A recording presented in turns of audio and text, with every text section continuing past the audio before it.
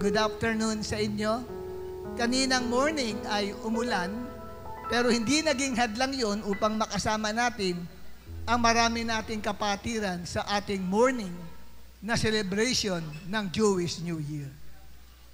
Tayo po ay nagtipon ngayon because we are united with the people of Israel in celebrating the Rosh Hashanah 5785.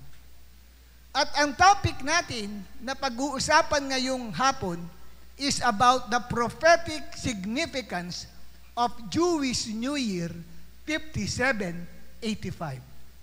And probably many of you are unfamiliar with this topic.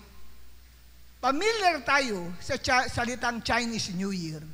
Kaya marami nagpupunta sa Ongpin, bumibili ng tikoy sapagkat gusto nilang makiselebrate with the Chinese people.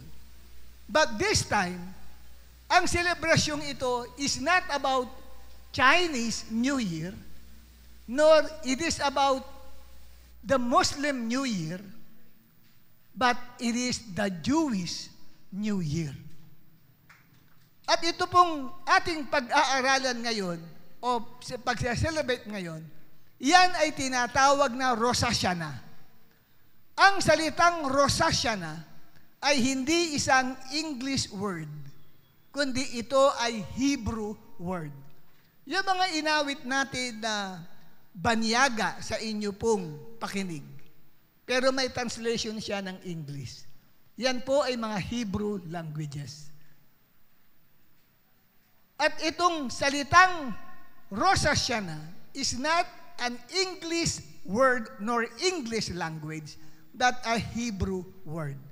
Ang translation niya sa English ay Head of the Year. Pag sinabing Head of the Year, tumutukoy po yan sa pagbabago ng taon sa Israel. Kung paano tayo tuwing sasapit ang January 1, ay nagdidiwang tayo ng bagong taon. Di ho ba? Nagpapalit ng taon from year 2024 at nagpapalit at nagiging year 2025. Ganito rin sa selebrasyon ng bagong taon ng mga Hudyo. Nagpapalit ng taon sila from the year 5784 at ngayon ay pumasok sila sa bagong taon na ang tawag ay 5785. Bakit 5785? If we compare it with the present calendar that we're using, at ano yung ginagamit natin kalendaryo ngayon? Gregorian calendar. At kukumpara mo sa Jewish calendar, ang year ng Jewish calendar ay 5785. Samantalang ginagamit natin kalendaryo ay year 2024. How come? Mas marami ang bilang sa Jewish calendar. Samantalang sa Gregorian ay maliit lang 2024. Ito kasi yan. According sa Jewish calendar, ang kanilang taon o ang calendar year nila, ito ay maiuugat mo mula sa pagkakalalang ng Diyos sa mundo. At sa pagkakalalang ng Diyos sa unang tao, kay Adan at kay Eva. Kaya according sa Jewish calendar, itong pumasok na New Year sa kanila na tinatawag na Rosh Hashanah, it is the birthday of the world and the birthday of Adam and Eve. Marami sa atin hindi nakakaalam ng ganung bagay. Kaya para sa mga Jewish people, ang taon ng mundo is almost 6,000 years. Ngayon, bakit kukunti lang? Yung doon sa Gregorian calendar na 2024. Kaya kakaunti kasi, yung kalendaryong yan ay may ugat natin sa kapanganakan ng ating Panginoong Hesukristo. Na bagamat nagkamali ng computation si the Pliny, nakalimutan ko yung first name niya, pero Pliny yung dulo, kinamput niya na 1 AD. Pero isinilang si Jesus Christ between 6 to 4 BC, before Christ. 6 to 4. So, ang layo ng pagitan. May kulang na 4 to 6 years. Yun po yun. Kaya, yung 2024 natin, doon po nakaugat sa pagkakasilang sa ating Panginoong Jesucristo. Samantalang yung calendar year na 5785 sa mga Hudyo ay nakaugat sa paglalang ng Diyos sa mundo. Naintindihan niyo na po kung bakit marami. May nakausap ba ako dito? Present pa po ba kayo? Kalapitin mo, katabi mo, gising ka mo, gising. Mukhang medyo natutulog pa ata. O maaaring hindi interesado sa aking sinasabi. Bakit hindi interesado? Kasi ang pinag-uusapan natin is about the Jewish New Year. At paano ka hindi magiging interesado? Hindi ka naman Jew.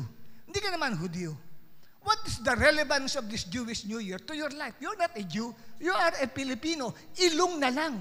Pilipinong-Pilipino na. Tingnan mo ilong ng katabi mo. Di ba? Oh, kutis na lang. Ang layo-layo sa mga Jewish people. Ako po ay nakarating ng Israel 2009. Almost 1 month ako doon na nag-tour. At marami akong nakahalubilo ng mga Jewish people. Ay grabe ang kikinis ng balat. Ang layo sa atin. Mamula-mula ang kutis nila. At yung ilong nila, napakatatangos. Hindi katulad sa atin, pag hinawakan mong ilong, di mo alam kung saan mo kakapain, kung may makakapa ka pa eh. Di ba? Kasi minsan, walang ilong. Pilipinong-Pilipino. That's why, many of us are not interested in hearing about this Jewish New Year, thinking it has no relevance to you and even to your life, to your relationship, to your studies, to your business, to your job, to your family. Oh, diyan ka nagkakamali. Why? Because if you are a real Christian, kung totoong kang Kristiyano, pag sinabing Christian, tinanggap mo si Jesus sa puso mo bilang Panginoon at tagapagligtas ng iyong buhay, mas ikaw, kapatid, ay magkakaroon ng interest dito sa tinatawag nating Jewish New Year. Bakit ka magkakaroon ng interest? Tignan natin. According sa Ephesians chapter 3, verse 5. Verse 1 pala ng Ephesians chapter 3, Paul was mentioning about the mystery of Christ. May binabanggit si Paul patungkol sa hiwaga, patungkol kay Kristo. Na si Kristo pala, kapatid, ay may itinatagong napakagandang hiwaga. Na pag tinanggap si Jesus Christ sa puso ng isang tao, hindi lamang siya pupunta sa langit. Hindi lamang siya maliligtas. Hindi lamang doon ang gawa o ang pagkilos ni Kristo sa buhay ng isang tao. At ang sabi ng verse 5, this mystery was kept hidden for ages and generation. Yung hiwaga patungkol kay Kristo ay naitago yan sa matagal na panahon. Ngunit ngayon, ang sabi is now revealed through the holy apostles and prophets. Ngunit ang hiwagang yun kay Kristo ay inihayag ngayon sa pamagitan ng kanya mga banal na apostol at mga propeta. Verse 6, and what was that mystery about Christ? Listen to me. Sabi sa katabi mo, makinig ka, huwag ka mag-usap sa akin. Okay? O, lahat ng mata dito. Lahat ng tenga dito. Huwag lang nguso, tenga lang. Tsaka mata. Pag nguso o ganun yun, di ba? Okay. This mystery is that through the gospel. Say, through the gospel. Ano ang gospel? Gospel speaks about the good news about Jesus Christ. Through the gospel, the Gentiles, pag sinabing Gentiles, hindi ka Hudyo, pwedeng Pilipino, anuman ang nationality mo, but you are not a Jew. Hindi ka Hudyo, hindi ka Israelita, but a Gentile. Through the gospel, meaning to say, through accepting the good news about Jesus Christ, through believing Jesus Christ and accepting Him as your Lord and personal Savior, you as a Gentile, as a Filipino, becomes heirs together with Israel. And second, and becomes part of one body. And third, and sharers together with Israel in the promise in Christ Jesus. So, ito ang hiwaga, tatlong bagay. Pag ikaw pala ay tumanggap kay Jesus Christ bilang Panginoon at tagapagligtas ng iyong buhay, may tatlong pagpapalang dumating sa iyo. Una, ikaw ay magiging kasamang tagapagmana ng Israel. Tingnan nyo, kapatid. Basahin mo ang buhay ng mga Israelita from the book of Genesis nang galing kay Abraham. At ang pangako ng Diyos kay Abraham, sagana. At sa kanya lalabas ang bansang Israel. Hello, are you there? At dito nakita natin, sa pamagitan ng relasyon mo kay Jesus Christ, ikaw ngayon ay kasamang tagapagmana ng Israel. Ano ba mamanahin ng Israel? May pangako ang Diyos sa Israel. So, ibig sabihin, kung ano nga pinangako ng Diyos sa Israel, kasama kang tagapagmana ng pangakong yun. Amen po ba? Pakikalabit ang katabi mo. Sabihin, unawaan mo ba yung sinasabi ng pangangaral? O hindi ka pa rin interesado? Ikalawa ang sabi, pag tinanggap mo si Jesus Christ, you become a members of one body. Nagiging isang katawan ka na lang. Paano yung magiging isang katawan? Isa kang Pilipino at isang Hudyo. Dahil ang Pilipinong yun ay tumanggap kay Jesus Christ. Eh ang mga Hudyo sa Old Testament are chosen people of God. Kapag tinignan ka ng Diyos, hindi niya na tinitignan kung Pilipino ka o Israelita ka. Dahil ikaw ay tumanggap kay Kristo, kinikilala ka niya bilang kasapi ng kanyang pamilya. Amen? Kaya ang tingin ng Diyos ngayon, kabilang ka na sa bayang Israel. At ikatlo, you'll become sharers together with Israel in the promise in Christ Jesus. Pag sinabing may share ako dyan sa isang kumpanya, ibig sabihin, stockholder ka. So ang anumang mga pagpapalang inilaan ng Diyos sa bansang Israel, any blessing that God has stored for Israel, hindi pwedeng hindi ka kasosyo. Kasama ka doon sa pagpapalang yun dahil ikaw ay sharers and stockholder ng blessing ng Diyos para sa Israel. Are you listening to me?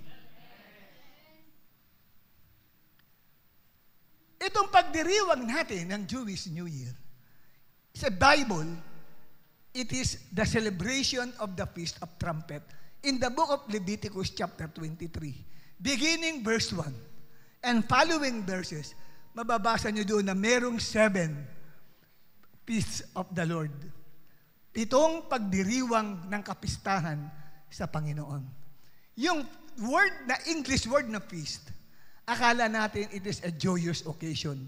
Pag tinignan mo sa Webster Dictionary, yung word na feast, English word na feast, joyous occasion or celebration. Kasi fiesta. Pero pag ginamit mo ang original word, kasi English, ano yan, Hebrew yan eh. Yung feast doon, ang Hebrew word niya ay moed. M-O-apostrophe-E-D, moed.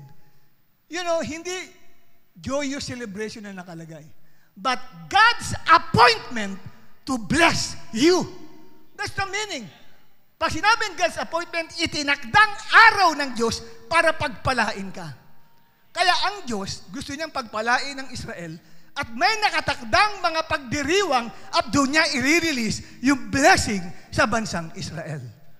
Ngayon, nagdiriwang tayo ng tinatawag na Jewish New Year. Ito po ay Rosh Hashanah. Ito po ay celebration of the Feast of Trumpet.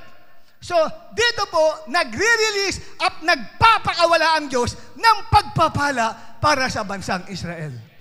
Ang tanong, para sa kanila lang ba ang pagpapalang yun? Hindi ba kasosyo ka? Dahil may Kristo ka? Kaya tayo nagdiriwang dahil stockholder ka ng blessing ng Diyos para sa Israel. Ang naniniwala ay tumalo na sabi niya, ako yan! Ako, yung iba nakatunganga lang. Sayang.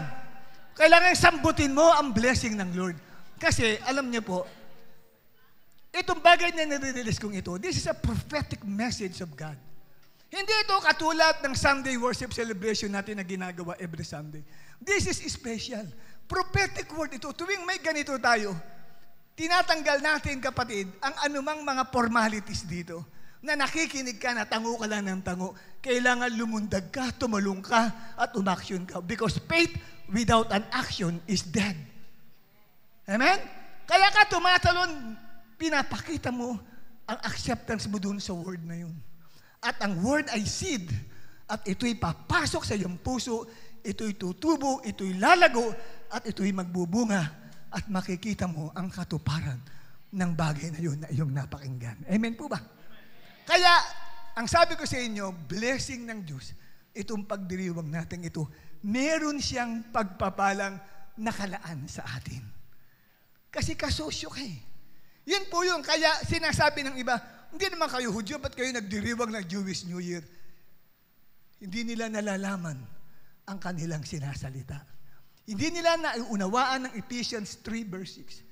Because you cannot understand it unless you have the anointing of the apostle and the prophet.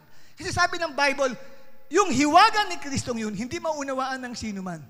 Ipinapahayag sa mga apostol at mga propeta ng Diyos. At anong hiwagang yun?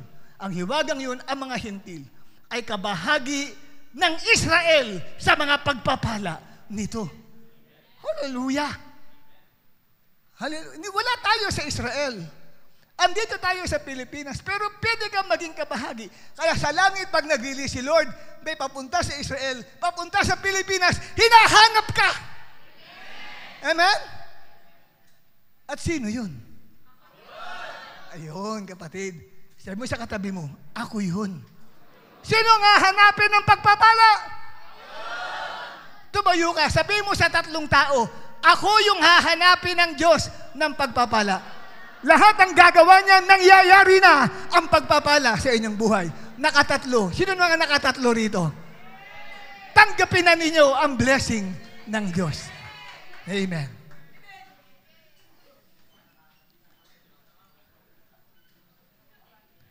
Alisin natin yung formality. Okay? Tanggalin natin yun. Even mga formal person, natututo pong maglulundag at magsasalo. Eh ikaw, hindi ka naman mukhang formal eh. Para lang formal. Okay? Tanggalin mo yung pagiging mahinhin mo.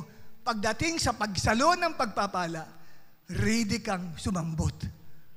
Pag tumalong ka, yung talagang talon, hindi kunting ganun lang, pero hindi ka naman umangat yung paa mo.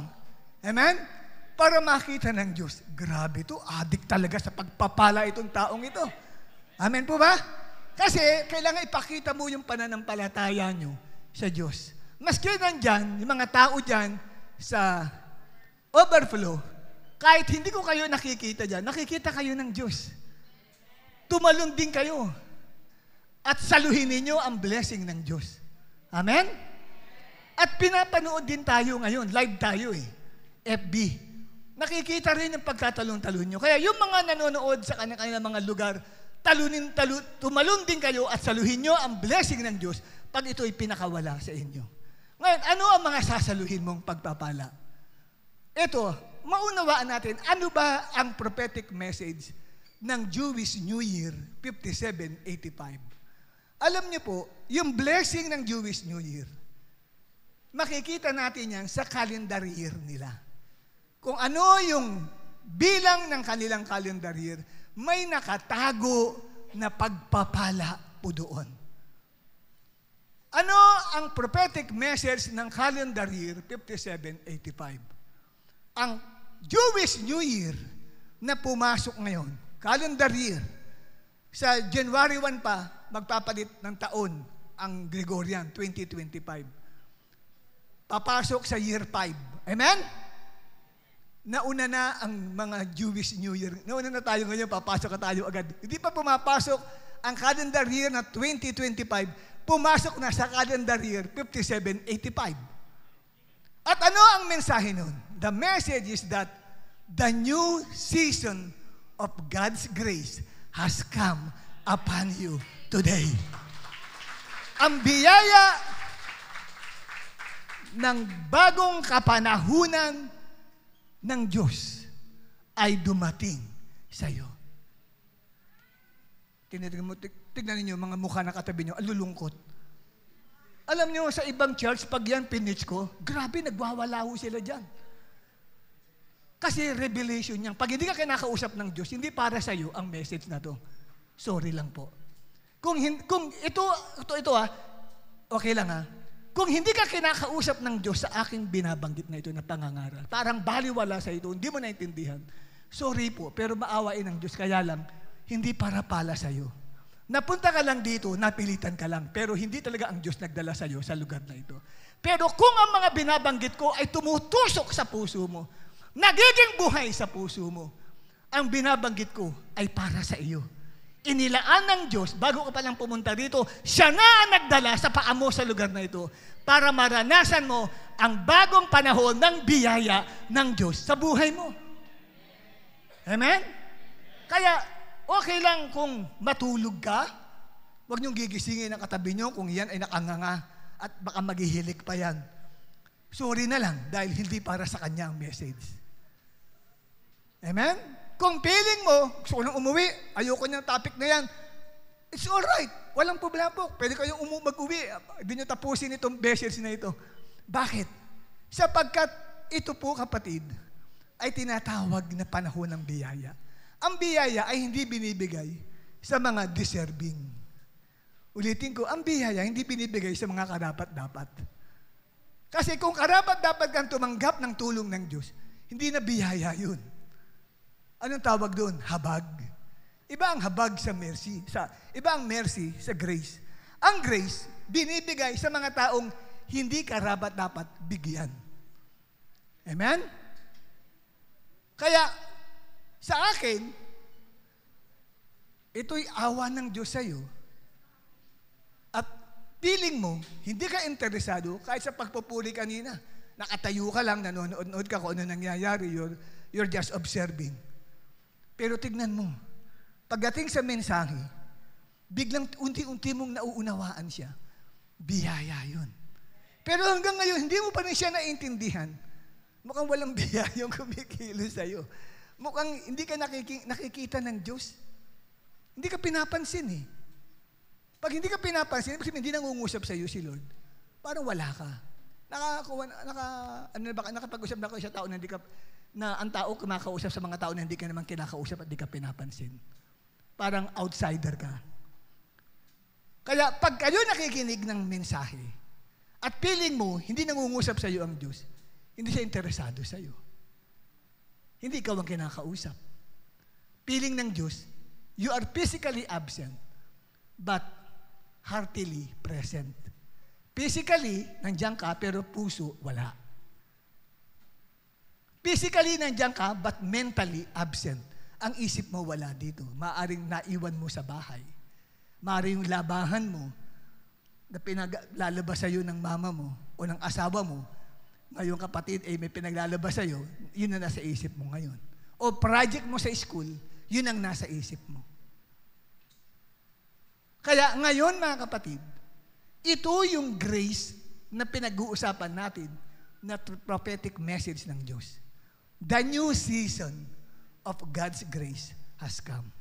At ano ang batayan na pumasok tayo sa bagong biyaya ng Diyos? Hindi po ito guni-guni o imbento ko po na pangangaral. May batayan po ito. Pakikita ko sa inyo ang batayan sa pamagitan ng pag-aaral natin about the last digit of the number 5. Yung 5 na yan, meron po kasi yan corresponding Hebrew alphabet. Ang Hebrew alphabet sa mga Hudyo, meron po itong naka-assign na mga numerical values. Hindi katulad sa atin. Ano ang Filipino alphabet natin? Abakada, egaha ilama na para sa tauwaya. Hindi po nag-a-assign ng ang A, automatic 1. Ang ba ay 2. Kaya pag sinabing 2 plus 0, ano sagot mo? Hindi mo pwedeng sabihin ba ang sagot. Mali ka doon. Pero sa Israel, iba sila. Sa Israel, bawat alphabet nila, ang alphabet nila iba sa atin. Letter A nila, Aleph. Letter B ay Beit. Letter G sa kanila ay Gamel o Gemel. Letter D sa kanila ay Dalet. Letter H sa kanila o Ha ay Hey.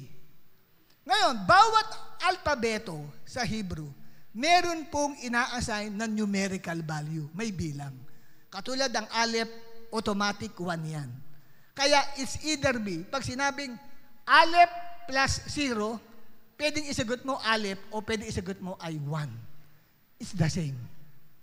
Kasi Aleph is equals to 1 and 1 is equals to Aleph. Ganon din ang Beit. Beit is number 2, Gemel is number 3, Dalet is number 4, and Hey is number 5. Ngayon, sabi dito, the last digit number, 5, corresponds to the Jewish fifth alphabet, Hey. At ito po ay nire-represent, pag sinusulat po yan, no, according po sa ancient na pagsulat ng Hebrew language, yan po ang drawing niya. Parang isang tao na with arms raised. Yan o. Dumodrawing ng tao na nakataas ang dalawang kamay. At according sa mga rabbi, yun pong 5 na yan, o ito ay equivalent sa Hebrew alphabet na Hey, ang ibig sabihin ay grace of God. Biyaya ng Diyos. Kaya hindi po inimbento ko yan. Yan po, kapatid, ay ayon dito sa mga rabay. Next slide natin. Ito ang modern Hebrew alphabet ng pagsulat. Yung pinakita ko kanina na may arms raised, yan po ay ancient. Noong una pang panahon pa ng mga lolo't lola natin yun.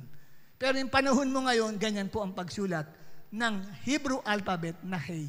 Na ang numerical value niya ay 5. Yan. Kaya ngayon, kung atin pong pag-aaralan po ito, kapatid, sa Jewish gematria. Pag sinabing gematria, ibig sabihin, bawat Hebrew alphabet, meron naka-assign na numerical value at may mga characters ang bawat alphabet. Ang Beit ay letter B sa Hebrew alphabet at ang numerical value ay 2. Ano ang Hebrew character niya? House. At ang Gemel, ito ay letter G in the Hebrew alphabet, may numerical value na 3. Ano ang Hebrew character niya? Camel. Yung Dalet, ika-4 na alphabet, may numerical value na 4 at ang kanyang Hebrew character ay Dor. Ang ika-5, yung pinag-aaralan natin, ito ay Hey, ang Hebrew alphabet, at ang numerical value niya ay 5 at ang kanyang Hebrew character ay divine grace o God's grace or grace of God. Kaya hindi po ito inimbento natin na ang year 5785 ay year of God's grace o year of God's favor. At ano-ano ang kahulugan nitong year of God's favor or season of God's grace sa buhay ng bawat isa sa atin na kinakailangan nating i-claim. Ito po ang ibinababang pagpapala ng Diyos. Number 1, it is the new season of special favor that you will receive from men. Tatanggap ka ng kakaibang biyaya mula sa tao. Sa aklat ng Ezra 7 verse 6, mababasa natin na sinasabing, this Ezra came up from Babylon. He was a teacher well-versed in the law of Moses, which the Lord, the God of Israel, had given. The king had granted him everything he asked. Pasinin po niya, itong si Ezra ay isang pinuno ng mga Hudyo. Well-versed in the law of Moses. At ano ang sabi? May balak siyang pumunta sa Jerusalem to rebuild the temple. Siya ay nasa Babylon. Nilapitan niya ang hari ng Persia and he asked kung maaari ay pagkaloob sa kanya, ito mga kailangan niya sa kanyang pag-travel from Babylon to Jerusalem. And the Bible says, the king had granted him everything he asked. Ano man ang hiningi niya sa hari, ay ibinigay sa kanya. Bakit kaya ibinigay? Ano ang sabi? For the hand of the Lord his God was on him. Sumasa kanya ang kamay ng Diyos. Yang sinasabing ang sumasa kanya ang Diyos, ibig sabihin sumasa kanya ang Diyos, ang biyaya ng Diyos ay nasa kanya. Kaya lahat ng hiningi niya ay ibinibigay sa kanya. Bumait ang hari sa kanya. Naunawaan mo? Naintindihan mo? Bumait ang hari sa kanya. Bakit? Dahil nasa kanya ang biyaya ng Diyos. Ngayon, may blessing na ibinababa ang Diyos sa iyo at sa akin. Ano yung blessing na yon? The new season of God's grace. Kung nasa sa iyo yan, babait ang mga taong maraming galit sa iyo. May mga taong galit na galit sa iyo, iinggit sa iyo dahil maganda ka daw kaysa sa kanya. Mas pogi ka daw kaysa sa kanya. Mas matalino ka daw, kaya naiinggit sa iyo. At marami kang kaibigan, mas mataas ang grades mo, kaya naiinggit sa iyo. Naiinggit sa iyo dahil sobrang pangit mo kaysa sa kanya. Kaya naiinggit sa iyo. Marami ka raw pera, kaya naiinggit sa iyo. Kadalasan pera po yun. Kasi meron akong dineliverance na isang babae na siya'y kinukulam. Na-encounter ko yung espiritu ng kulam doon sa katawan ng babae. At sabi ko sa kanya, sino ka? Ano relasyon mo dito sa babaeng ito na pinasukan mo? Sabi ganon, yan ay hipag ko. Oh, anong pangalan mo? So sinabi, ba't mo siya kinukulam? Nainggit ako sa kanya. Anong kinainggitan mo sa kanya? Mas marami siyang pera kaysa sa akin.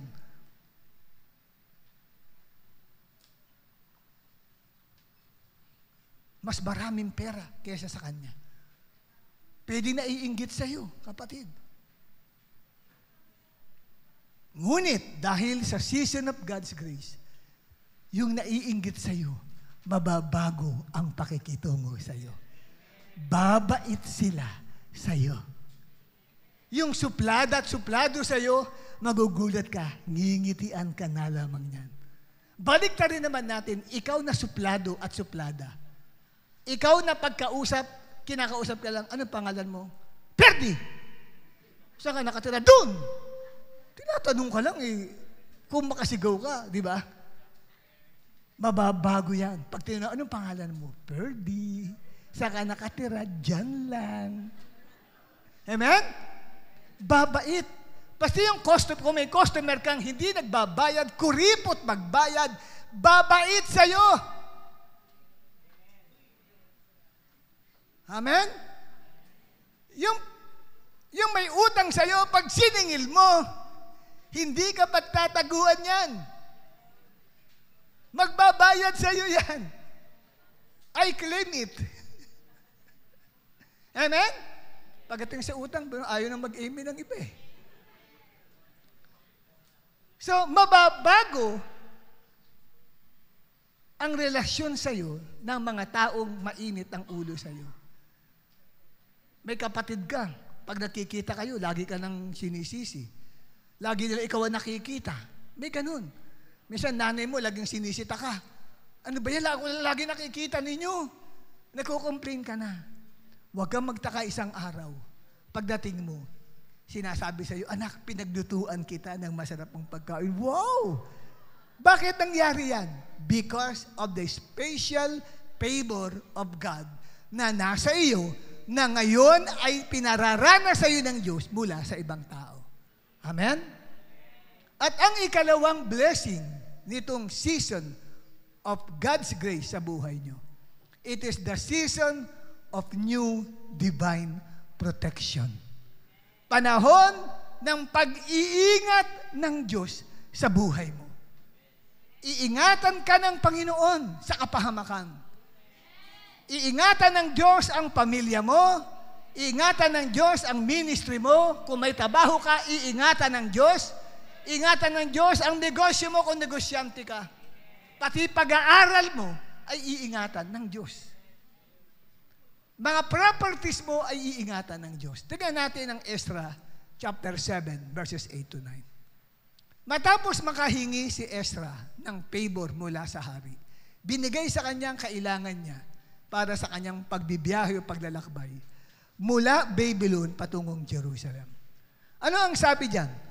Ezra arrived in Jerusalem in the 5th month of the 7th year of the king.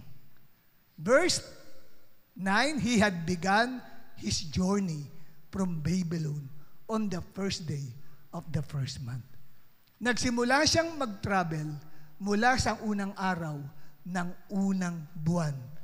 Yung buwang binabanggit diyan, hindi po yan Gregorian calendar na ginagamit natin ngayon. Huwag niyong ilalapat yun. Kasi yung thousands of years ago na nangyari yan. Wala pa po yung Gregorian calendar. Ang nandyan ay yung biblical o Jewish calendar na ginagamit ng mga Hudyo. Ang first month sa kanila ay month of Nisan. Yung second month nila ay month of Iyar. Yung third month ay month of Sivan. Yung fourth month ay month of Tammuz.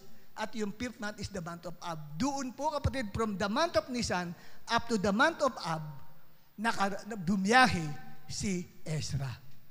At ano ang sabi sa Bible? Ang sabi, he arrived in Jerusalem safe and sound. Dumating siya sa Jerusalem mula sa 5 buwang pagbibiyahe. Ang tagal ng biyahe? 5 months? Ang tagal nun. Kapatid, yung nga lang bumibiyahe tayo. Ako, bumibiyahe ako sa Israel, 9 hours from Philippines to Tel Aviv. 9 hours kinuha, inip na ako. Lalo na nung kami nagpunta sa Canada, 15 hours from Canada to the Philippines. And from Philippines to San Francisco, California, bumiyahe din ako noon. 15 hours ang biyahe. Ang sakit sa puwet. Ito, 5 months kang bumibiyahe papuntang Jerusalem. Nakakainip yan. At mapanganib ang biyahe. Bakit mapanganib? Dahil, alam niyo po, pag tinigan niyo ang mapa ng Mesopotamia during that time, yung pong Jerusalem, nasa southwestern side siya, sa ibaba, pero pakiling sa kaliwa. Tapos, yung Babylon, nasa eastern side siya. Ngayon, yung pagitan nila ay napakalawak na disyerto. Kung ayaw dumaan sa disyerto, dinerecho, iikot pa siya doon sa tinatawag na Fertile Crescent. Ito po yung mga lupain na kung saan po ay pantay na lupa, magandang lupa. Kaya lang ang haba lalo ng biyahe. Hindi lang 5 months, baka abutin ka na 1 taon. Iikot pa siya, paikot eh. Dadaan pa ng Assyria, maraming dadaanan. Dadaan pa ng Tigris River at ang Euphrates River. Kaya nga tinawag ni Mesopotamian land. Ibig sabihin ng Mesopotamia, the land of 2 rivers. Lalayo pa. Ngayon, para mapadali, 5 months lang ang biyahe. Ano siyang dadaan? Sa kalawakan ng disyerto. Ano makikita mo sa disyerto? Wala kang makakitang puno doon na buhay. Wala kang makitang tubig doon. Puro buhangin yun. Walang tubig. At kung bibiyahe ka ng 5 buwan, kailangan magbaon ka ng galong-galong tubig. Madidehydrate ka. Wala kang pagkukunang tubig. Ang init ng biyahe. Amen? Hindi lang mainit ang biyahe. Alam niyo po sa disyerto, napakaraming mababangis na hayop. Diyan po nakatira ang napakaraming mga mababangis. Maraming leon, maraming pong mga snakes na nandyan, mga hayop na kumakain ng tao. Kaya hindi safe ang mag-travel. Tapos, isa pa sa kinakatakutan nila yung mga bandits, mga tulisan, na kung saan ay pwedeng patayin o kaya hold upin lahat o kaya kidnapin yung mga taong bumibiyahe. Kasi nga walang katao-tao sa disyerto, kayo lang eh. So pagka ikaw kapatid ay inambush doon, walang makakakita sa iyo, mapapatay ka at makukuhanan ka ng lahat ng pera na meron ka. So, ang sabi dito sa Bible, ito isipin ninyo, nakarating si Ezra na safe and sound. 5 months of travel, walang dumating anumang kapahamakan sa kanya. Bakit daw? Tanungin mo ang katabi mo, bakit daw? Ayan, continue natin ang pagbasa. Bakit daw? For the gracious hand of his God was on him. Sapagkat ang mapagbiyayang kamay ng Diyos ay nasa kanya. Kaya siya'y protected ng Diyos. Do you think si Esther lang ang nag-travel? Hindi po, marami po siyang kasama dyan. Marami po siyang companion dyan. So, dahil kay Esther, pero dito, parang si Esther lang ang sinasabihan na ang kamay ng Diyos nasa kanya. Dahil sa kanya, na-save ang buhay ng maraming taong kasama niya. At ngayon sa panahong ito, dahil sa iyo, ikaw ang dahilan kung bakit hanggang ngayon buhay pa ang magulang mo, buhay pa ang kapatid mo.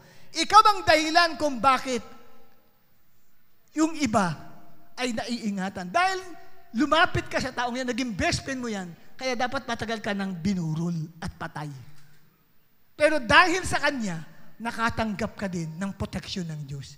Like Ezra, nag-iisa siyang sinasabing, hindi sinabi dyan, di ba? For the gracious hand of the Lord was on them.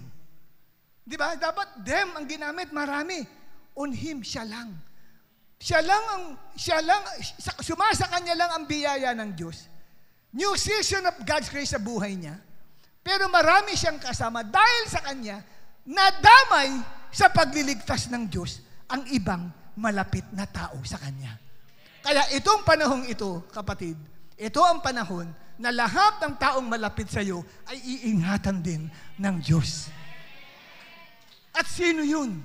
Sino yung taong yun na dahil sa iyo, iingatan ng Diyos ang mga taong malapit sa iyo? Pagpapalain ng Diyos ang ibang tao dahil sa iyo. Sino yan? Kung ikaw yan, tumalong ka, sabi mo, ako yan! Yes, hallelujah. Praise God. Unti-unti ka nang nabubuhay ngayon. Ako yun. Kinuhanan ka ng camera sa langit. Marami tayong angels dito na kinukuhanan ka sa camera. Nire-report kay Father God yan. Sasabihin ng angel, ayan, Father God, tumalon sa kanya daw yun. Sige, gawin sa kanya agad. Yung kanyang kinlaim, gawin sa kanya agad. Lahat ng taong mapalapit sa kanya, payayamanin ko. Lahat ng taong mapalapit sa kanya, pagpapalain ko. Amen? Kaya alam niyo po, itong new season of God's grace, mapalad ng taong magiging malapit sa iyo. Magiging mabait sa iyo dahil bakit? Dahil sa iyo, i-bless ni Lord ang buhay nila. Ito ang panahon at dahil sa iyo. Dahil sa iyo. Dahil sa iyo. Pagpapalain ng Diyos ang buhay nila. Grabe ka. Sabi sa katabi mo, grabe ka pala. Ang sarap mapalapit sa iyo. Ang sarap maging close sa iyo. Dahil sa iyo, yayaman ang tao. Wow, hallelujah. Diba? Kasi yung proteksyon ng Diyos, iingatan ka ng Diyos eh. Amen po ba?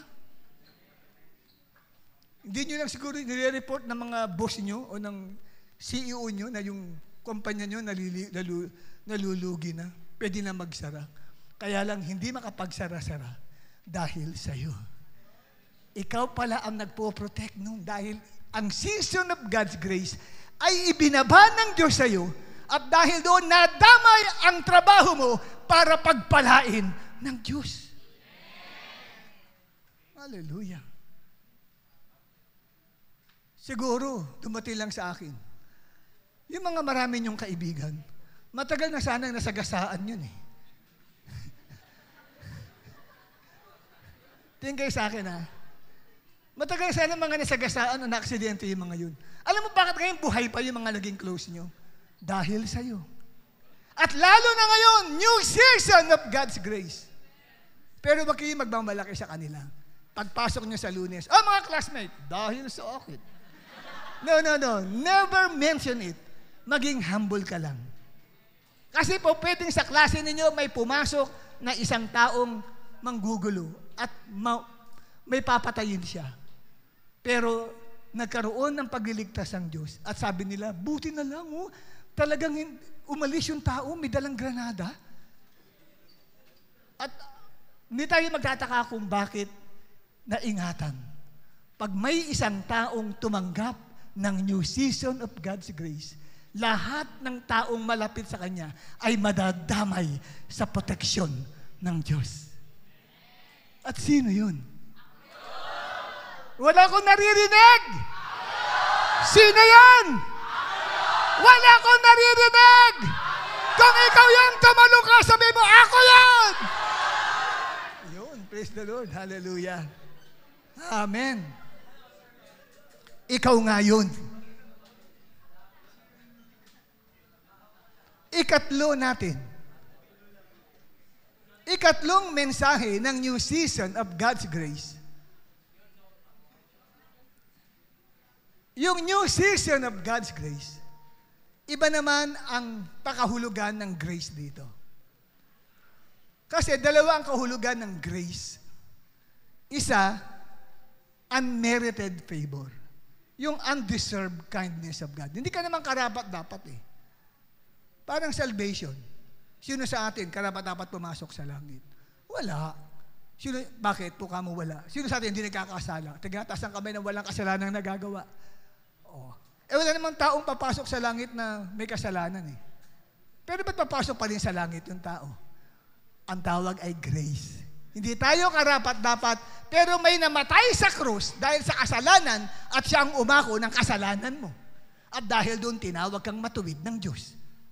Grace. So sa 1 Corinthians chapter 15, verse 8 to 10, nagsishare si Pablo patungkol sa pagkabuhay na maguli ni Jesucristo sa babasahin natin. At sinabi niya na si Jesucristo ay nabuhay na muli sa ikatlong araw. At nagpakita siya sa 12 apostol. At ganun din sa 500 mga kapatiran. At kahuli-hulihan, sabi ni Pablo, nagpakita rin siya sa akin. Pero yung pagkakasabi ng yun, nagbigay siya ng humility. Pagdating sa verse 8, ang sabi niya, verse 9, for I am the least of the apostles. Bagamat nagpakita siya sa akin kahuli-hulihan, pero ako ang pinakahuli sa lahat ng mga naging apostoles ni Kristo. And I do not even deserve to be called an apostle. Bakit? Because I persecuted the church of God. Ang dami niyang Christian pinatay eh.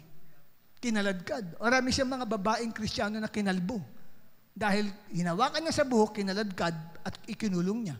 Hindi niya inahawakan sa kamay. Siya niya inahawakan sa buhok. During that time, mahaba ang buhok ng mga babae. Eh pag ang hawak niya, hindi dahan-dahan lang, talagang sabunot. Kaya marami mga babae ang nakalbo. Kristiyano. Ang sakit nun, sabunutan ka.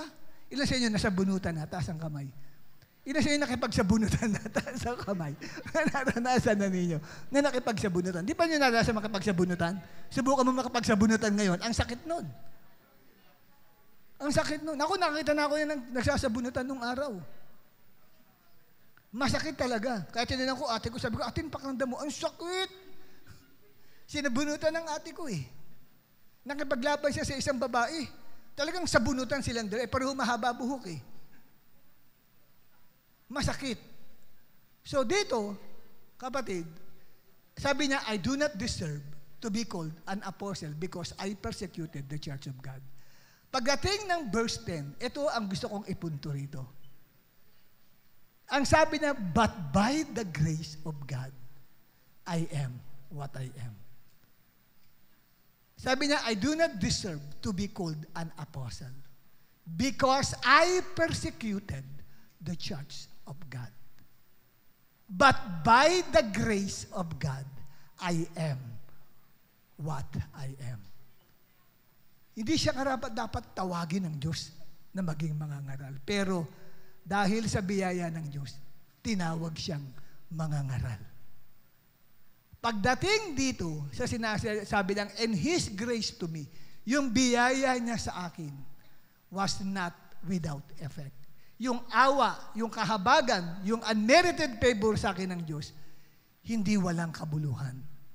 No, sabi niya, I worked harder than all of them. Mas marami siyang nagawa, natapos, na-accomplish, na-reach na maraming souls. Mas marami siyang naitatag na mga simbahan kaysa sa mga original 12 apostles. Pero ang sabi niya, yet not I. Pero hindi akong gumawa nun. Hindi, ikaw itong humahayo, ikaw ito nag-share, ikaw ito nag-preach, ikaw ito nag-pray sa mga tao. Ang dami niyang signs and wonders and miracles. Pero sabi niya, but I did not do it. Sinong gumawa? Anong sabi niya? But the grace of God that was with me. Ang gumawa na yung biyaya ng Diyos na nasa loob ng katawan ko. And what was that grace? It is God's supernatural ability. Kakayanan ng Diyos. Now, we have entered into a new season of God's grace. Anong ibig sabihin nun? Papasok sa loob ng katawan mo ang kakayanan ng Diyos. Makagagawa ka ng higit pa kesa sa ginagawa ng ibang mananampalataya. At masasabi mo na ikaw ay nakagawa, that you worked harder than all of these people. Yet not I, but the grace of God that was with me. Amen? Kaya yung bagay na hindi mo kayang gawin, ay magagawa mo. Dahil sa kakayanan na binigay sa iyo ng Diyos. Yan ang new season of God's grace. Binibigyan ka ng Diyos ng kakayanan upang ikaw ang manguna. Hindi ka magiging buntot. Tingnan mo ang katabi mo, mukhang buntot ba yan? Siya ay ulo at hindi buntot. Pag sinabing buntot, ikaw ay nasa kahuli-hulihan. Sa halip, ikaw ang nasa unahan. You are outstanding. You are dominant. You are on top of everything. Kung meron nilang unang-unang babagsakan ng pagpapala, ikaw yun. Kung sino nilang ang unang magiging multi-billionaire, ikaw yun. Amen? Naintindihan mo, kapatid? Kasi bakit? Because of the grace that is in you. Minamaliit ka ng mga tao. Pero magugulat sila sa kakayanan mo. Mamamangha sila. Uy, ba't mo nagawa yun? Hindi ako yun, kundi yung biyaya na kumikilos sa akin. Bakit naakay mo yung mga taong ito? Mga taong may mga pinag-aralan. Iyaharap mo sa akin, Bishop, ito po, 25 tao na akay ko kay Lord. Paano mo nagawa yan? Hindi nagagawa ng ibang tao yan. Sabi mo, hindi ako po yun, kundi yung biyaya po ng Diyos na nasa loob ko. It is God's supernatural ability. Amen? Hinihiling ka magpatotoo sa harapan. Pag ang natural mo, mahihain kang tao. Pag tumayo ka sa harapan, tumataas ang dugo mo at nakakalimutan mo na ang sasabihin mo. Dati na-experience ko yan nung araw. Sa school.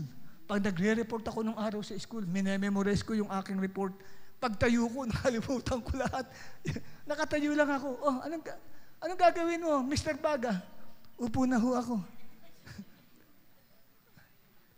Bakit? Nag-blank ako eh. Dahil sa nervyos. Ganun po parati.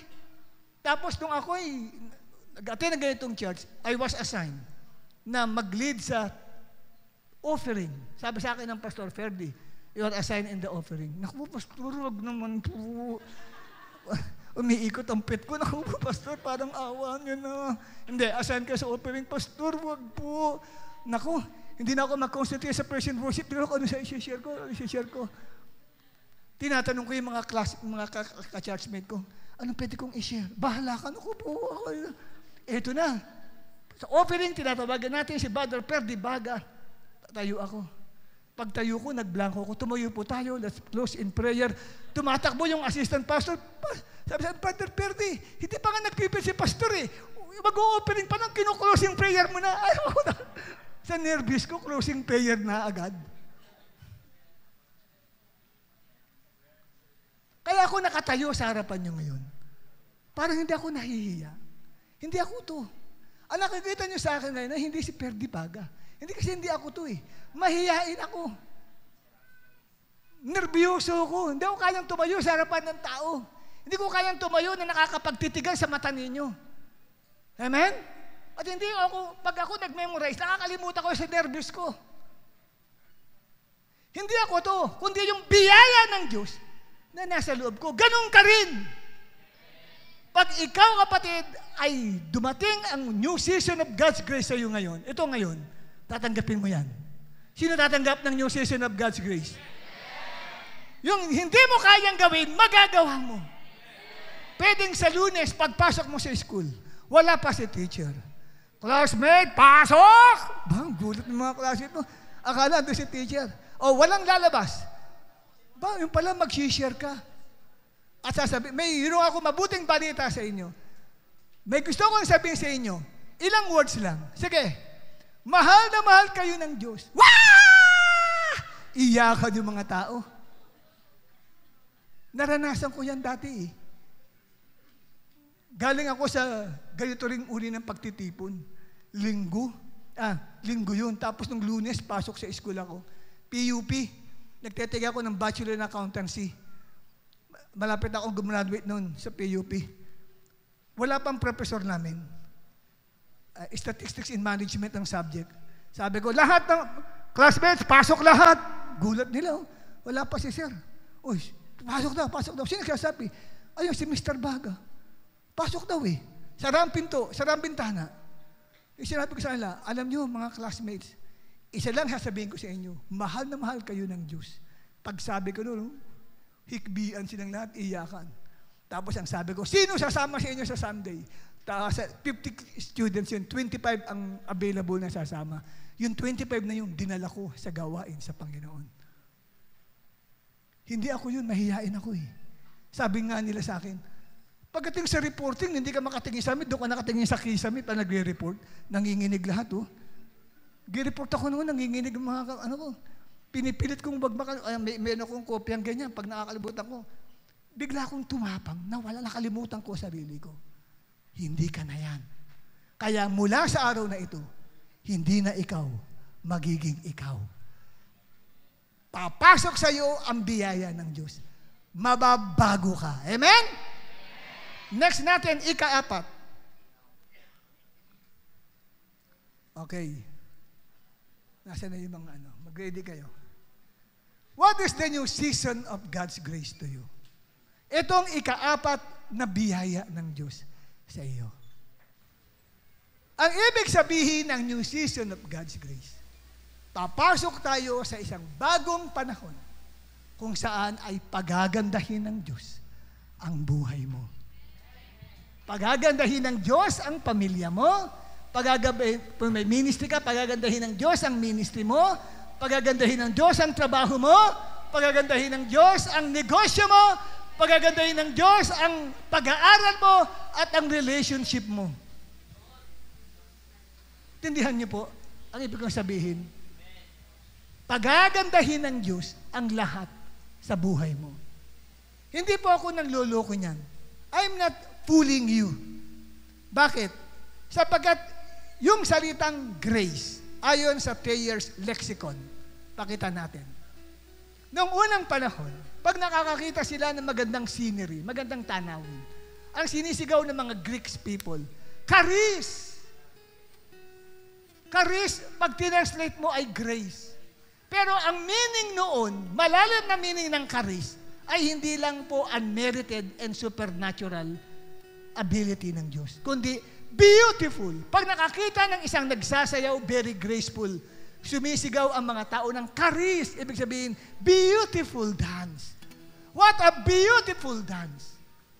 E ngayon, we are now in a new season of God's grace.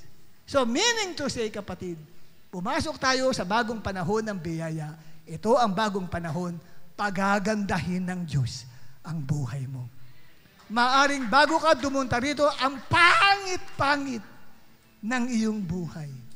At pag tumitingin ka sa salamin, napapangitan ka lalo sa sarili mo. Kung maaari nga, ayaw mo nang makakuta ng salamin. Dahil na-discourage ka lang pag humaharap ka sa salamin. At yung pamilya mo, kitang-kita mo ang pangit na nangyaranasan sa family mo. Hindi maganda. Tapos sa trabaho mo, ang pangit din ng kalagayan mo sa trabaho. Ang pangit din ng negosyante ka, ang pangit ng nararanasan ng negosyo mo. At may relationship ka with someone, ang pangit-pangit ng relationship mo, na itanong mo sa sarili mo, may pag-asa pa kayang gumanda yan? May pag-asa pa kayang gumanda? At maaaring pag humarap ka naman sa salamin, nadidismaya ka. At nasasabi mo sa sarili mo, may pag-asa pa kaya akong gumanda at gumwapo. salamat sa Diyos sapagkat pumasok tayo sa new season of God's grace wherein gagawin ng Diyos na maganda ang lahat sa buhay natin. Tumayo tayong lahat.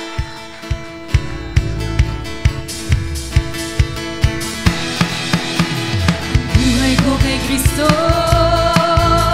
ang buhay ko kay Kristo, ang buhay ko kay Kristo ay ganito. Ang buhay ko kay Kristo, ang buhay ko kay Kristo, ang buhay ko kay Kristo. Kumuha ka ng kapartner mo! Kumuha ka ng kapartner mo! At sabihin mo! Paganda ng paganda, mabuti ng mabuti, pasaya ng pasaya ang buhay ko. Paangat ng paangat, payaman ng payaman, ang buhay ko ay Kristo ay ganito. Kumuha kayo ng partner. Mahirap pong umawit na walang kapartner. Kuha ka ng partner mo. Kumari hindi mo ganong kakilala. Kuha ka ng partner.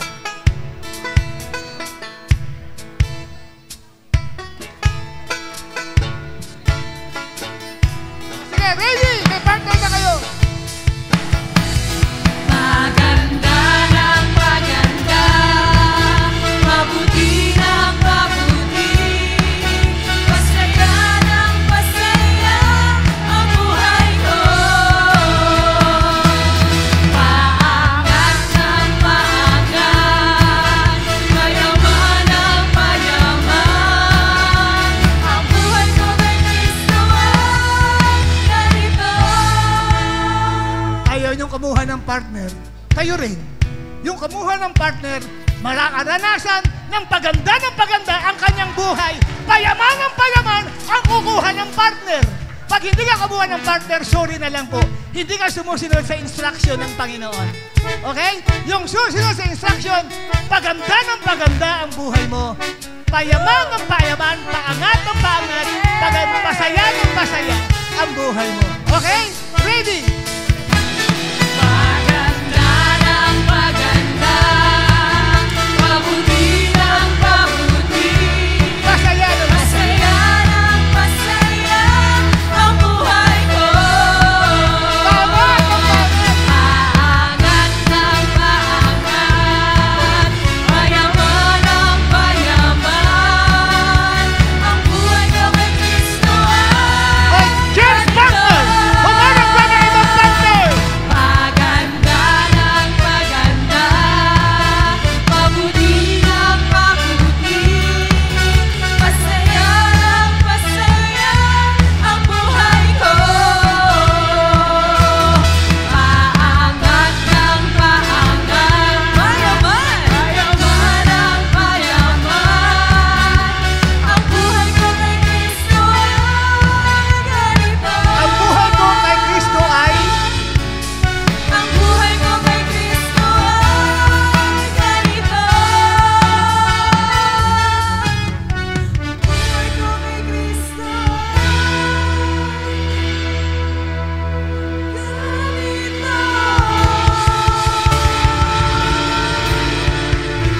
maaari po na akala ninyo tayo ay nagbibiro-biruan lang, na tayo nagsasabing paganda ng paganda, nanloloko lang tayo. Hindi po. Lahat ng mga bagay na sinasabi natin ay pinakikinggan po ng Diyos. Lahat ng lalabas sa bibig mo, pinakikinggan ng Diyos. Sabi ng Numbers 14:28. Kasi ang mga Israelites, nagkukumplain sila sa Diyos eh. Dahil sa narinig nila yung report ng 10 tiktik, hindi daw nila kayang pasukin ang lupain ng pangako ng Diyos dahil ang mga nakatira doon ay higante, ang taas-taas ng pader, ng walls ng Jericho, at ang sabi napakalawak ng lupain. Di natin kaya yon. Pero sabi ni Caleb at Joshua, kaya natin yung tinapay lang sila. At sabi ng maraming mga Israelita, sana naiwan na lang ang bangkay natin dito. Di natin kaya yun, mamamatay na lang tayo rito. At ang sabi ng Diyos sa Numbers 14:28, sabi kay Moses, sabi mo sa mga tao, ang narinig kong binigkas mo o sinabi mo, ay gagawin ko sa iyo. Kaya pag binasa ninyo from Numbers chapter 14, 16, 17, 18, 19, hanggang sa matapos ang Book of Numbers, chapter 32, ay mababasa nyo doon na lahat na nagsabi na sila ay mamamatay ay nangyari sa kanila. Kasi kung ano ang narinig ng Diyos, sinabi mo, gagawin sa iyo. Kaya pagdating sa Book of Malachi chapter 3, nag-usap-usap ang mga tao na mga nagsiserve kay Lord, pinakikinggan ng Diyos ang kanilang mga sinasabi at inire-record. Kasi mahalaga po yung mga sinasabi natin. Kaya kung sinasabi mo, o umaawit ka, payaman na payaman, pero parang tinatawanan mo lang, hindi ka naniniwala, hindi gagawin ng Diyos sa iyo yun. Pero kung seryoso ka, at alam mo, gagawin sa iyo ng Diyos. Tapos pinipilit kang sabihin mo, hindi, ayoko, walang gagawin ang Diyos na pagpapala sa buhay mo. Ikaw daw umahad lang sa anghel na sana sinugo ng Diyos sa iyo. Alam niyo ba, meron tayong guardian angels? Yung guardian angel gagawa at kikilos lang sa iyo base sa lumalabas sa bibig mo. Pag sinabi mong paganda ng paganda ang buhay ko, kumikilos na ang anghel ng Diyos. Paangat ng paangat ang buhay ko, gumagawa na ang Diyos. Amen? At hindi kayo dapat mahiya. Tanggalin mo ang iyong pagmumukha. Alisin mo ang iyong maskara. At ikaw ay gumawa ng partner. Dahil bakit? New season of God's grace tayo. Yung grace is, God is making your life beautiful. Amen? Lalabas ka sa lugar na ito, bago na ang buhay mo. Napakaganda na. Kumikilos na ang Diyos. Ready? Maganda ng maganda, pabuti ng pabuti, pasaya ng pasaya ang buhay ko. Paangat ng paangat, payaman ng payaman. Ang buhay mo kay Kristo. Ang buhay ko kay Kristo ay ganito. Kumawala ka ng partner. Sabihin mo. Maganda ng maganda, mabuti ng mabuti. Pasaya ng pasaya ang buhay ko. Paangat ng paangat, payaman ng payaman. Ang buhay ko kay Kristo ay For the rest of, maganda ng maganda. paganda ng paganda, mabuti ng mabuti, pasaya ng pasaya Ang buhay mo. ang buhay ko. Declare nyo yan, declare nyo. Paangat ng paangat, payaman ng payaman. Ang buhay ko kay Kristo ay ganito. Ang buhay ko kay Kristo ay, Ang buhay ko kay Kristo ay ganito. ang buhay ko kay Kristo ay, Ang buhay ko kay Kristo ay ganito.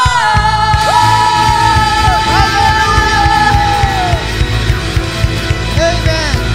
Makakaupo na po kayo at meron pa, hindi pa tayo tapos sa pangangaral. Nag-umpisa pa lang tayo. Hindi po, matatapos na po tayo. Hallelujah. Alam niyo po, gaya ng aking nabanggit, sabi nga, pumasok tayo sa bagong panahon na pinapaganda ng Diyos ang buhay natin. Hindi ako nagsasabi niyan. Yan po ang prophetic message ng Jewish New Year 5785. Grace means beautiful. The new season of beauty. Yan ang panahon ng kagandahan ng buhay mo. Amen? At dahil po nasa panahon tayo ng pagpapaganda ng Diyos sa ating buhay, binibigyan tayo ng Diyos ng sobra-sobrang biyaya. Para bakit? Bigyan ka ng testimony ng Diyos. Pakita natin yon. Sino naka-ascend dyan? Para bigyan, nagmamadali itong si Brad na papasok po. May ko niyan, may intro ko niyan. Pag-usap tayo mamaya. Opo. Mamadali masyado. Okay, binibigyan ka ng Diyos ng sobra-sobrang biyaya. Pero wala na yung para bigyan ka ng bagong testimony. Ano ang testimony ng Diyos? Bakit kanya bibigyan ng pagpapaganda sa buhay mo? Sapagkat ito, nabasa na ninyo kung anong gagawin ng Diyos, because no one can stop your blessing to flow in your life. Walang makakahadlang na sino man, ito man ay si Poncio Pilato, asawa mo man, magulang mo man, boyfriend mo man, girlfriend mo man, kaaway mo man, o si Satanas man, ang makakahadlang sa pagpapala na gagawin ng Diyos sa buhay mo. You know, every evil plan or schemes against you by the devil will be thwarted and come to nothing. And every snare of the enemy in your life will be broken. And every trap of the devil will be dismantled. And every plot of the evil one against you will be rendered powerless. Wala silang magagawa. Bakit? Sapagkat pinapaganda ng Diyos ang buhay mo. Walang sino man ang pwedeng umistop ng bagay na gagawin ng Diyos sa iyo. Sa Bible, pag binasa nyo, sinikap na yan sa Biblia ng ibang mga tao. Katulad po nitong lumabas ang mga Israelites sa Egypt at sila ay nag-move forward. Kaya lang, nahadlangan sila ng Red Sea. Ang sabi sa kanya ng Diyos, tuloy-tuloy lang ang biyahe. Paano sila makakapagtuloy-tuloy? May nakaharang na Red Sea. Anong ginawa ng Diyos? Dahil sa biyaya ng Diyos, hinati niya ang dagat na pula. Nakatawid ang mga Israelites para angkinin ang lupang pangako. Because no one can stop them to inherit the blessing of God. At sumunod naman kapatid, nang sila'y tumawid sa River Jordan, meron namang hadlang para kanilang kubkubin ang promised land, yung walls of Jericho na napakataas. Humahadlang sa kanila upang hindi nila makamit yung magandang plano ng Diyos sa buhay nila. Anong ginawa ng Diyos? Ipinag-utos kay Joshua, lumakad kayo ng 7 beses sa 7 araw, tagi-isa lang bawat araw. At sa ika-7 beses, 7 times yung iikutan ang walls ng Jericho. At nung ika-7 beses nilang inikot, bumagsak ang walls ng Jericho. Nakapasok si Joshua and his men, and they were able to capture the promised land. At ikatlo, may humahadlang din sa prophetic plan ng Diyos sa buhay ni King David. Si David hindi pa hari, isang kabataan lang. Pero ang plano ng Diyos sa kanya will become a great king in Israel. Pero meron siyang hadlang na kinakaharap. Sino? Si Goliath, isang higante. And this Goliath tried to kill him so that the purpose of God will be killed also in the life of David. Yet, by the grace of God, hindi nagawang ma-stop ni Goliath ang magandang plano ng Diyos na gagawin kay David. Si Goliath ay napatay ni David. Kaya nga, itong new season na ito, walang sino man ang pwedeng humadlang sa gagawin ng Diyos sa buhay mo. Amen? You can experience or you will experience promotion. Promotion is coming to you. Not only promotion, but acceleration, increase. There will be advancement na makakaranas ka sa iyong buhay. There will be development. There will be success na ma-experience ka in this new season. Kaya kailangan ito ay panghawakan mo sa buhay mo, kapatid.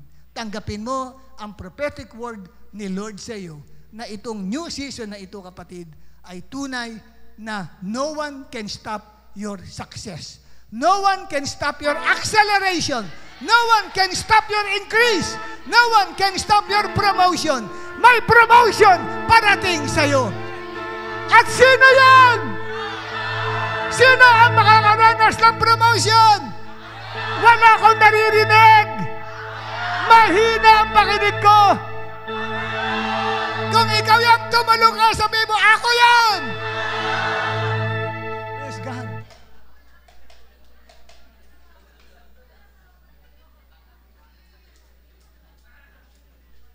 And last but not the least, ayaw na mag-respond ng iba. Hanggang doon na lang sila sa ika-4 eh. Ito ika-5. Ito kapatid, kung kaya mo pang saluhin ito, ano yon? The season of double grace, blessing sa buhay mo.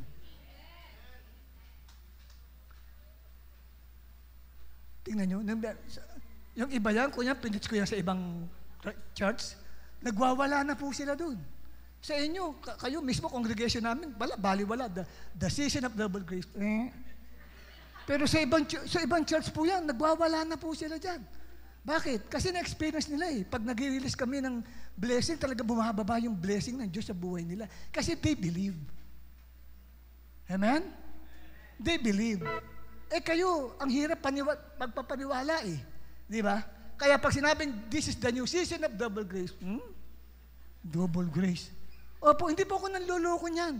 Pakikita ko sa inyo bakit double grace yan. Sige, pakita natin ng evidence. Para mapaniwala itong mga taong kulang sa paninampalataya sa Diyos. Ano ang Jewish calendar year today?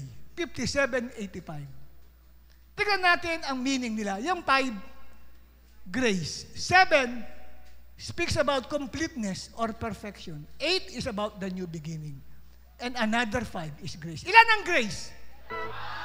Oh, the year of double. Naniniwala ka na? Hindi po sinasadya yan. Talagang yan ang plano ng Diyos dito sa Jewish New Year 5785. Gusto ng Diyos ibuhos ang double grace blessing sa iyo. Kung nakalaan ng Diyos sa iyo ay isang blessing lang, dodoblehin niya ang pagbababa ng pagpapala sa buhay mo. Amen? Double blessing na nag-uumapaw, hindi isa lang. Kanina sa number 1 hanggang number 4, isang blessing lang. Pagdating ng ika-5, yung bali, apat yan, di ba? Times 2, 8 blessings lahat na pinabibigay sa iyo. The message of double grace. Wow. Pag sinabing double grace, wala. Isang grace nga lang is enough di ba? One grace is enough. Pero hindi kontento ang Diyos na isang beses lang ibigay sa iyo. Gusto ng Diyos ay double grace. Sabi sa akin ng isang kapatiran natin, Bishop, pakiad mo nga po yan. May makikita kayo dyan. 5 plus 7 equals? 12 plus 8 equals? 20 plus 5 equals? Ano yung sabihin ng 25? Ibig sabihin, 2, 5. Doble 5, double grace! Amen? Amen? 2 25 2. Dikit mo sa 5. Dumoble ang 5 pa rin. Grabe. Pagpapala ng Diyos yan sa atin.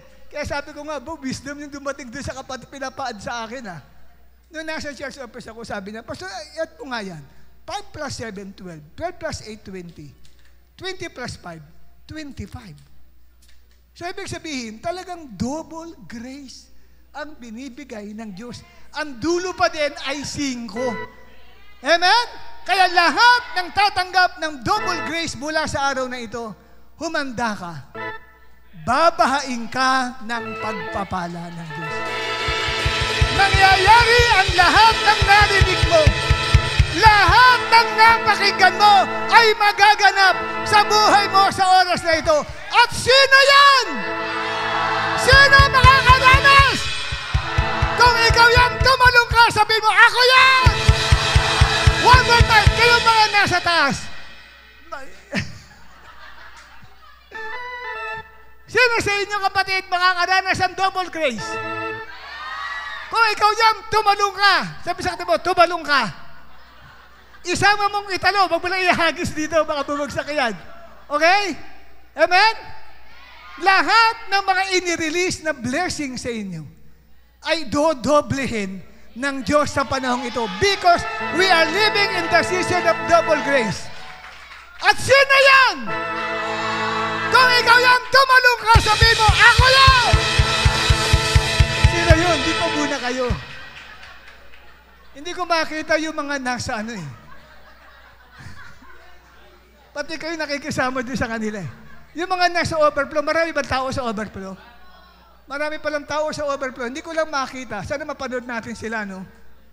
Sana someday may camera tayo doon para nakikita natin kung sino natutulog doon. Okay. Alright, so kayo ngayon, sabi sa katabi mo, kapatid, tatalon tayo. Sisigaw tayo ng malakas. Itodo na natin. Patapos na to. Tama, itodo muna. This is the season of double grace. At i-release ko sa iyo ang anointing of double grace. Humanda kayo. Lord, put the anointing of double grace in my hand. Ito'y ibabato ko sa kanila, Panginoon. Parang isang picture. Lahat na makakasalo dito, mararanasan nila ang anointing of double grace. Saan man sila pumaroon, sino man na mapadikit sa kanila, makakaranas din ng anointing of double grace. Yes, ready? 1, 2, receive! One more time! Last na to, last na to, last na to. Sabi sa katabi mo, last na to, humanda ka. The anointing of double grace. Ang daming angels na ready ibuhos ang anointing of double grace. Yung gesture nito, marami ko nang ginagawa ito. Marami na akong narinig testimony. Nang bitawan ko raw, as a picture, marami ang nakaranas ng breakthrough, ng blessing sa buhay nila. Because God honors their faith. Yung faith ang in-honor sa kanila. Yung pagtalon ninyo is an act of faith. Yung pagsigaw nyo ay is an act of faith. It's a gesture of faith. And God honors faith. Ready? 1, 2, 3! Woo! Woo! Hallelujah!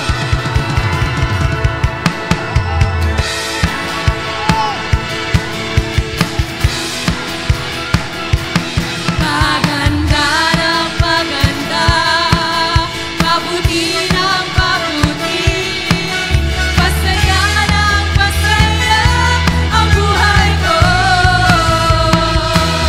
Paangat ng paangat, mayaman ang mayaman, ang buhay ko kay Kristo ay ganito.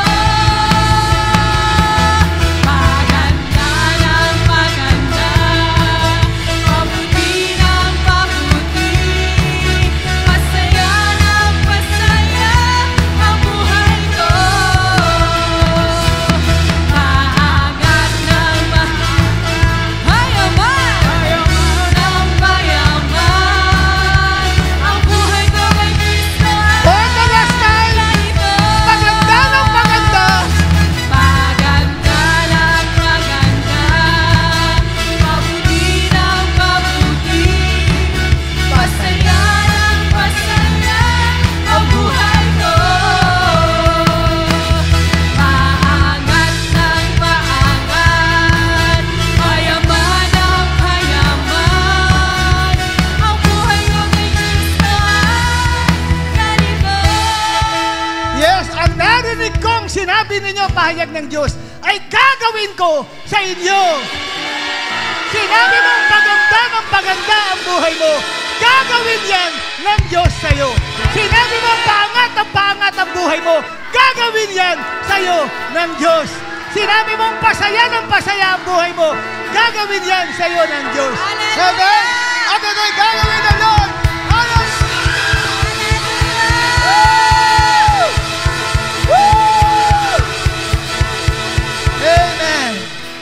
Amen. Makakaupo na kayo. Sino sa inyo gutom na? It's time na tayo ay magsalo-salo sa pagkain na inihahanda tuwing Rosh Hashanah o Jewish New Year. May nihanda po kaming pagkain at itong gagawin nating pagkain ito ay isang seremonya.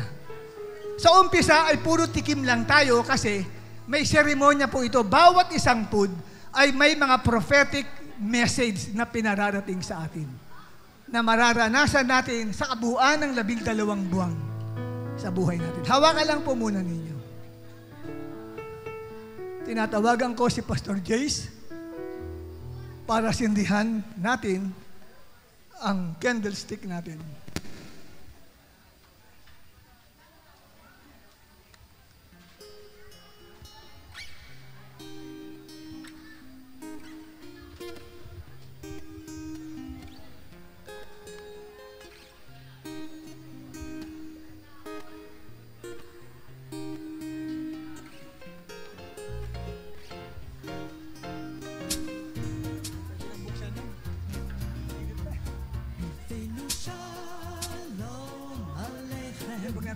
Hevenu shalom aleichem, Hevenu shalom aleichem, Hevenu shalom, shalom, shalom aleichem, Hevenu shalom aleichem, Hevenu shalom aleichem, Hevenu shalom aleichem, Hevenu shalom, shalom, shalom aleichem, Hevenu shalom aleichem, Hevenu shalom aleichem, Hevenu shalom aleichem, Hevenu shalom, shalom, shalom aleichem.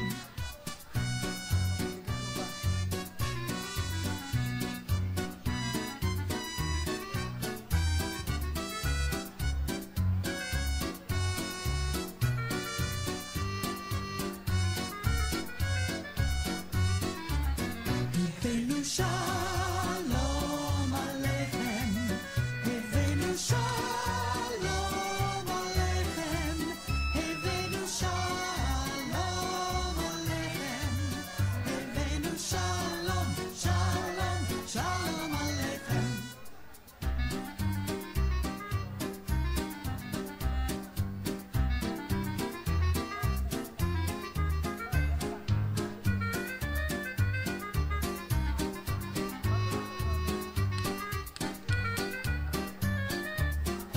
Hevenu shalom aleichem, Hevenu shalom aleichem, Hevenu shalom aleichem, Hevenu shalom, shalom, shalom aleichem.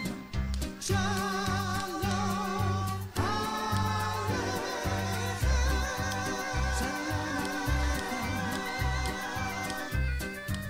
shalom aleichem, shalom.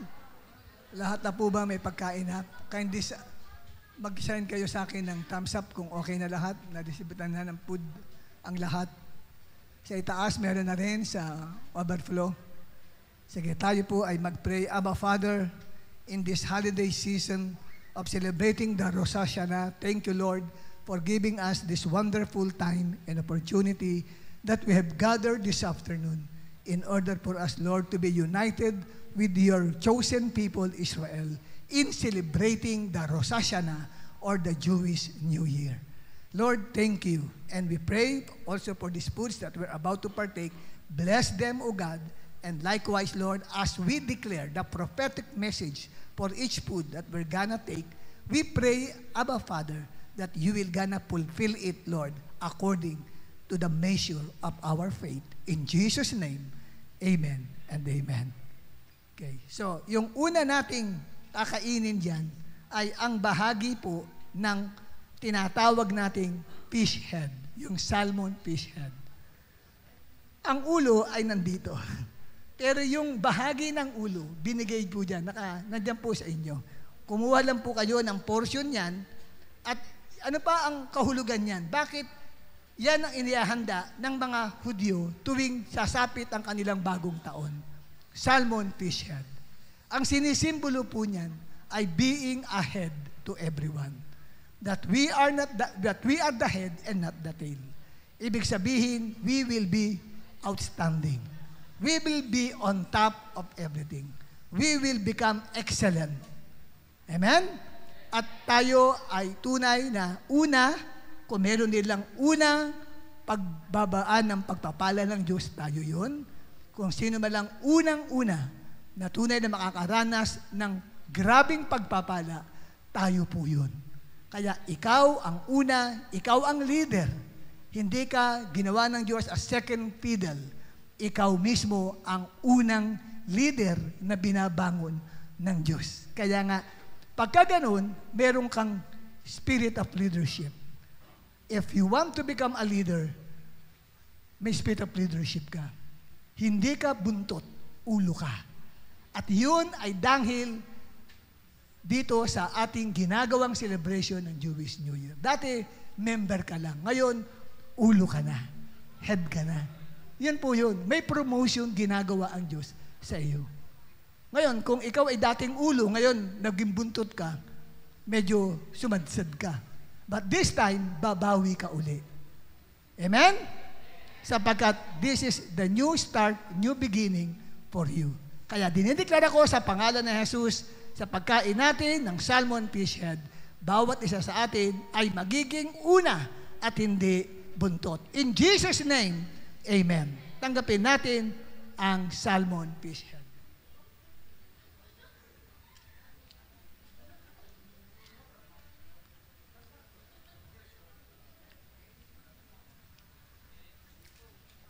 Ang ikalawa, kumuha kayo ng bahagi ng apple at isasawsaw natin sa honey. Ano ang mensahe nito? Sa pagkain natin ng apples deep with honey, dinideklara natin about the sweetness in our life throughout the whole 12 months mula sa araw na ito at sa kabuuan ng 12 buwan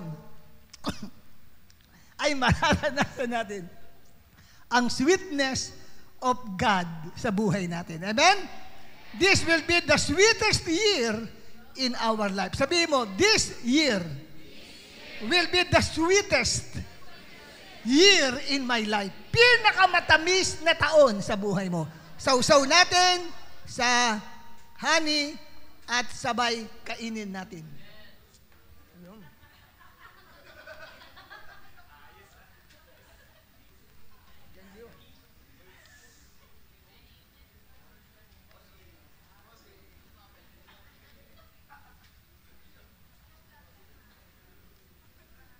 Thank you, brother. Sumayad eh.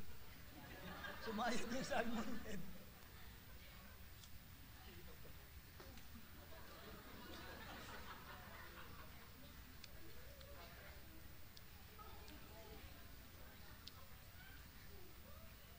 Ingit kayo, wala. Ingit kayo, wala kayo. Nakakain nyo lang. Fasting kayo, ha? Ikatlo. Ay, ang ikatlo. Ito ay mga butil ng pomegranates. Ang pomegranate sa Israel ay sikat na sikat. Ito ang pinipilahan namin nung ako'y nasa Israel, 2009. May isang store doon nagbebenta. Malaki po yan eh. Bilog, parang pakwan. Pero mas malaki pa ang pinakapakwan. Sunod na doon sa pinakamalaki na yun. Pila po yun. Bibili ka nung o dalawa nung binibiyak, tapos ginigiling po, ito pong pula na nakikita natin. Matamis po yan. Pag giniling siya, parang nagiging isang milk tea. Nilalagyan po yan ng milk, tapos lalagyan po ng konting sugar, and then, hiniinom na po. Kaya ang kutis po ng mga Israelites, ang gaganda. Kasi, natuklasan din po ngayon, ginagamit na rin po ngayon yan bilang lotion, pinapahid ng mga kababaihan lalo, pampaganda, at isa pa, iniinom na rin. No? Kasi nga, ito ay ginagawang antioxidant, no? Yun. Kaya ngayon, ang mensahe nito ng pagkain natin ng pomegranates, ito ay simbolo ng increase and multiplication sa buhay natin. Pag sinabing increase, raba sa Hebrew yun. Ibig sabihin, you are going to become great. You are going to become great. Ibig sabihin, makikilala ikaw. Makikilala ka sa pamilya mo, makikilala ka ng mga relatives mo, makikilala ka sa school, makikilala ka sa community ninyo. Hindi po makikilala ka dahil gumawa ka ng masama. Makikilala ka dahil makikita nila ang pagpapala ng Diyos sa buhay mo. You're going to experience increase, increase, and increase, and also multiplication. Tanggapin natin sa pamagitan ng pomegranates.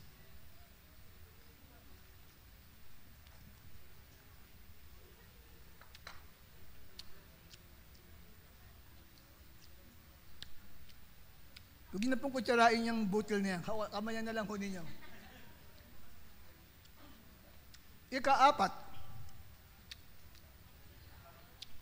ay hala. Ito po, ganito ang paggawa ng hala. Ito po pagkain po sa Israel. Yung kapatiran natin nagluto ho nito, lahat mismo ano yung sangkap na nire-require sa Israel, yun ang ginamit nila. Bakit ganyan ang itsura niya? Infinity. Kasi sa Israel, laging may handa sila nito. Kasi pag kumakain sila, nagdideklara sila sa hapagkainan nila ng mahabang buhay. Nagdideklara sila ng good health. Nagdideklara sila ng continuity of life. Kaya nang magpatama ng ballistic missiles ang Iran sa Israel, ang nai-record ay isa lang ang namatay doon. Hindi dahil sa nabagsakan ng ballistic missile. Sumabog kasi yung missile sa air ng tamaan ng defense missile ng Israel. Nabagsakan ng wreckage at yun ang kinamatay ng tao. Hindi agad nakapag-cover. Pero in other words, majority ay naingatan dahil nga po kapatid, sila ay nagdiriwang ng Jewish New Year at dinideklara nila ang longevity of life. At ngayon, didiklara natin sa ating buhay, sabi mo, mahaba ang buhay ko. Ang buong taong ito ng 5785 sa buhay ko, hindi ako mamamatay. Mahabang mahaba ang buhay ko. Mamamatay lang ako pag ako'y full of years. In Jesus' name. Amen. At isubo natin, ay isawsaw natin sa honey. Tapos sa kanin nyo, kainin. Ang sarap po niyan. Sarap.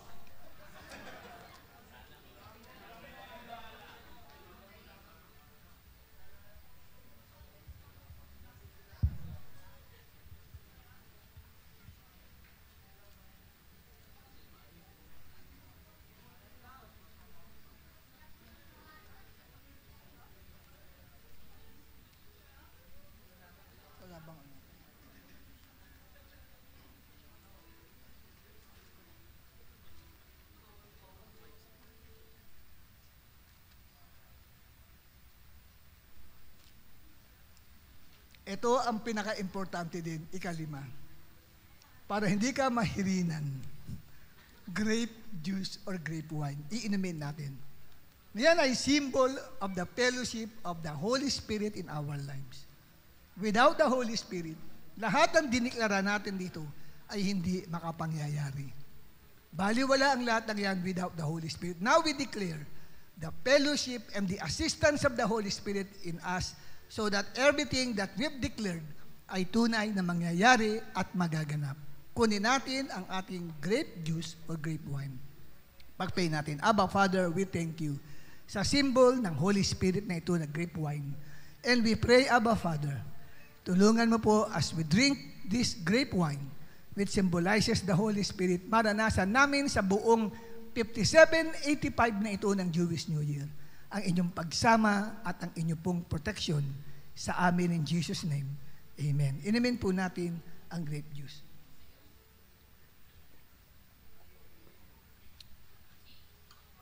At kahuli-hulihan sa mga nagnanais na makatanggap ng kayamanan.